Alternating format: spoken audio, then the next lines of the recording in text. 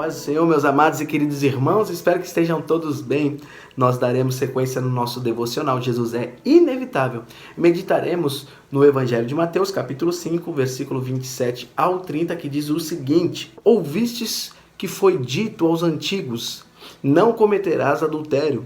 Eu, porém, vos digo que qualquer que atentar numa mulher para cobiçar, já em seu coração cometeu adultério com ela. Portanto, se o teu olho direito te escandalizar, arranca-o e tira-o para longe de ti, pois te é melhor que se perca um dos teus membros do que seja todo o teu corpo lançado no inferno. E se a tua mão direita te escandalizar, corte-a e atire-a para longe de ti, porque te é melhor que um dos teus membros se perca do que seja todo o teu corpo lançado no inferno. E o interessante dessa passagem é que o Jesus apresentado pelas Escrituras aqui no Sermão do Monte é muito destoante do Jesus apresentado nos dias de hoje, que não se preocupa com o pecado da humanidade, mas só tem o interesse no bem-estar dela. Esse estereótipo tenta transformar Jesus em um agente da ONU e esquece que ele é o Rei da Glória, o Filho de Deus e que reina sobre todo o universo e sobre todas as coisas. Deixam de lado o fato que Jesus não veio apenas para prestar ajudas humanitárias, mas veio para estabelecer o seu reino aqui na Terra. Mas o curioso disso é que pessoas acreditam que o fato de deixar de pecar não é um auxílio ao ser humano. Pelo contrário, parece ser algo que prejudica a pessoa, como se o pecado fosse indicado pela Bíblia como algo normal e que deveria continuar sendo praticado. Jesus se importa com a nossa devoção, sim. Jesus se importa se nós estamos pecando ou se nós estamos deixando de pecar. Afinal de contas, a sua libertação, a sua salvação é para o aqui e agora. As pessoas que foram tocadas pelo poder do Espírito devem ter uma vida totalmente diferente das práticas normativas da humanidade. Ainda mais se essas práticas ferem a Bíblia no seu conceito de vida. Jesus mais uma vez diz o que ouvistes dos antigos. E agora ele cita o livro de Êxodo, capítulo 20, versículo 14. Não adulterarás. Todo o decálogo era muito importante para o judeu. Eles sabiam de cor e salteado todos os 10 mandamentos. E por incrível que pareça, eles tentavam cumpri-los. Agora, como todos aqueles que cometem algum delito buscam uma brecha na lei para serem salvos, os judeus faziam da mesma maneira. Buscavam uma brecha para dar vazão aos seus pecados de estimação, de uma certa forma, planejando meticulosamente a maneira com a qual eles poderiam dar algum tipo de vazão à sua carne e não quebrar a lei do Senhor ao mesmo tempo.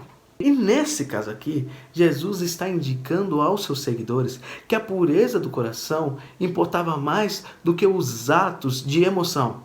O fato de não concluir algo não os isentava de ter planejado e imaginado esse algo. Naquele tempo, os mestres judeus falavam muito sobre a mulher provocar o desejo no homem. Mas Jesus coloca o homem no mesmo patamar da mulher, dizendo que qualquer homem que atentar numa mulher para cobiçar em seu coração já cometeu adultério. A ideia não é que a mulher estava liberada de viver de qualquer maneira, provocando a qualquer homem, e eles tinham uma obrigação de não cair na tentação. Jesus não está liberando a mulher, mas está colocando o homem também neste patamar, dizendo: se você olha e cobiça, deseja, imagina, constrói na sua mente, então você está tão errado quanto a mulher que você julga ser promíscua.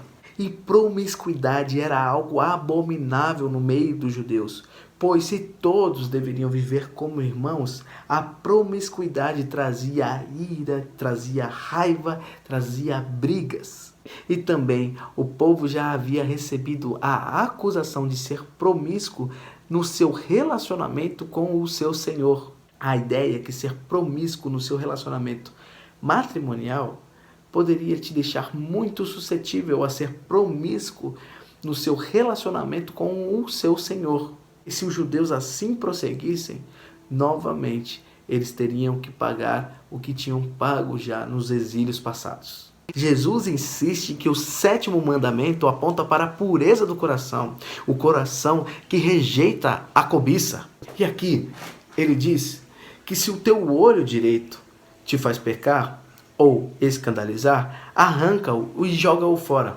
O olho direito era considerado naquele tempo antigo como o melhor olho da pessoa. E também o olho era um membro do corpo que comumente era considerado culpado de desviar as pessoas, fazendo com que elas pecassem, desejando antes de praticar. A ideia de Jesus é que se seu olho te faz pecar, então é melhor que você tire fora do que todo o seu corpo pereça por conta do desejo. É melhor que você antecipe a situação do que você venha a pagar por ela. Como diz John Stott, se o teu olho te faz pecar, arranque-o, ou pelo menos não olhe. E Jesus vai dizer, se a tua mão direita te faz pecar, então arranque-a e jogue fora, joga para longe, pois te é melhor que um dos seus membros se perca do que você perca todo o seu corpo para o inferno.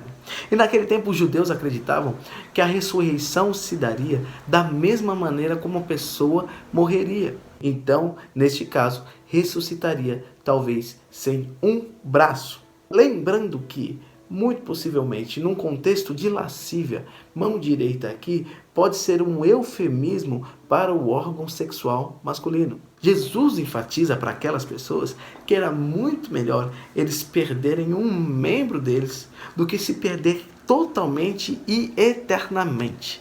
Cortar ou arrancar qualquer membro do corpo era um sinal, uma indicação de Jesus aos seus discípulos que a partir daquele momento, ele desejava que eles vivessem de uma forma muito mais radical do que eles viviam. É por isso que é estranho nós pensarmos nos dias de hoje com pessoas que tentam nos afagar com os nossos pecados, deixando a gente anestesiado, não colocando sobre nós a responsabilidade que temos e não nos mostrando como nós devemos deixar para trás tudo aquilo que desagrada a Deus. E às vezes até dizem, não, Deus não se importa com isso. E eu te digo, Deus se importa sim.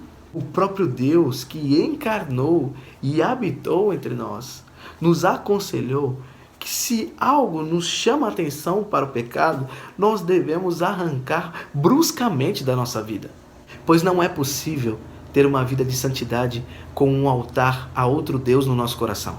Jesus chama os seus discípulos para viver uma vida mais radical do que comumente eles estão acostumados. Jesus nos chama nos dias de hoje para viver uma vida mais radical do que a gente tem vivido. Afinal, a imaginação é um dom concedido por Deus, mas se for alimentada com sordidez pelo olho, então se tornará suja. Todo pecado começa primeiro com a imaginação. O que Jesus dá a entender com a exemplificação do pecado do adultério é que todos os nossos pecados, tudo aquilo que a gente comete, sempre tem uma construção imaginativa antes. Nenhum pecado acontece de uma hora para outra, mas tem toda a tentação de planejá-lo antes. E se você pode construí-lo na sua imaginação antes de cometer, você também pode destruí-lo para não cometê-lo. No caso do adultério, como o homem era feito uma só carne com a sua mulher, tanto o homem quanto a mulher, quando partem para ter uma relação extraconjugal, eles não estão traindo apenas os seus cônjuges, mas eles traem parte de si também.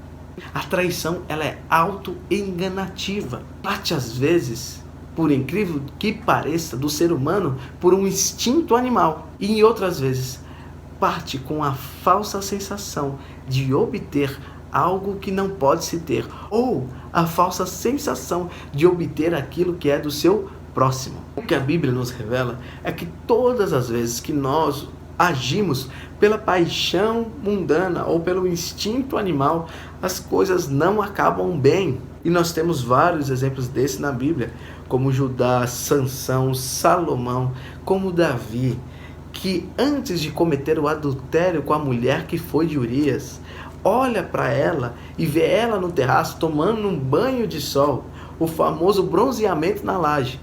Davi, ao olhar aquilo, deseja primeiro no seu coração e arquiteta tudo em seu coração para depois entrar em execução. Quando nós lemos essas histórias na Bíblia, talvez a gente lê enganosamente. Por quê? Porque a gente diz, olha, eles foram homens muito sábios, ou homens muito bons, corajosos, valentes, fizeram grandes coisas, tiveram apenas um pequenininho erro. Não podemos julgá-los, porque o seu erro foi muito menor do que aquilo que eles construíram. Mas esquecemos que na cabeça do judeu, quando eles liam essas histórias, elas serviam para ensiná-los ao que não deveriam fazer, não caírem no mesmo erro que aqueles homens haviam caído. Quando eles liam essas histórias, o que ficava claro a eles era que homens grandes, quando cometem pequenos erros, acabam com a sua grande história de maneira desastrosa. O que Jesus nos ensina é que nós devemos fugir de toda a lascívia, de toda a imaginação que causará impureza, que nós devemos, a partir de nosso encontro com Ele, mudar não apenas o nosso coração, mas a nossa mente. Nós devemos batalhar dia a dia para que nós consigamos nos manter firmes em seu caminho. Arrancar e cortar fora não é fácil, mas é necessário. E nos dias de hoje você pode pensar, como eu faço isso? E uma maneira simples de se pensar, quando você vai postar uma foto numa das suas redes sociais, qual é a verdadeira intenção daquela foto? Você faz uma postagem dizendo alguma coisa, às vezes escrevendo até um versículo, mas qual é a real intenção daquela postagem? Se no próprio livro de Mateus, Jesus vai dizer que a boca fala do que o coração está cheio, nos dias de hoje, a internet revela muito daquilo que o coração das pessoas está cheio. Se o seu coração é cheio de lascívia, mesmo que você poste um versículo bíblico, a sua foto nunca será uma foto que vai remeter ao Senhor do versículo que você está citando. Mas talvez ela tenha a intenção de remeter à sua beleza, ao seu poder econômico, ao seu status social, ou até a vida que enganosamente você transmite através das suas redes sociais. Jesus nos ensina que todo pecado inicia primeiro na imaginação, com o que nós estamos imaginando e no que nós andamos pensando. Aqui a prova é que para uma vida de pureza verdadeira, Jesus é inevitável. Para uma vida onde nós tenhamos comunhão sem precisar ter precaução de qualquer hesitação, Jesus é inevitável. E para que nós possamos prosseguir, mesmo que dificilmente, arrancando e cortando fora, Jesus é inevitável. E por que ele é inevitável? Porque somente nele nós temos o parâmetro do que é uma vida de santidade. Para todos os fins, Jesus é inevitável. Vamos orar? Senhor, mais uma vez eu te agradeço por esse dia, pela vida da minha família, pela vida da nossa igreja, pela vida de todos que nos ouvem nesse dia. Que o Senhor possa nos abençoar, nos guiar e nos ensinar. Senhor, nos ensine a viver uma vida em santidade a Ti. Sonda o nosso coração, Senhor. Vê se há em nós algo mal e nos dirija, Senhor. Nos corrija para o caminho correto. Senhor, o Senhor sonda os nossos pensamentos. Nos ensine, Senhor, a nos momentos de fraqueza e dificuldade, a arrancar aquilo que provoca este desejo. Nos ensina, Senhor, a controlar os nossos pensamentos. Nos ensina a meditar na Sua palavra, para que nós possamos, Senhor, nos momentos de aflição, saber o que fazer e saber a quem pedir socorro. Senhor, nossa oração nesse dia, que o Senhor nos ensine a não ir atrás das brechas da Sua lei, mas cumprir todos os Seus ordenamentos, pois isso nos traz vida de verdade. Nos abençoe, Jesus. Essa é a minha oração em Teu nome. Amém e amém. Deus te abençoe.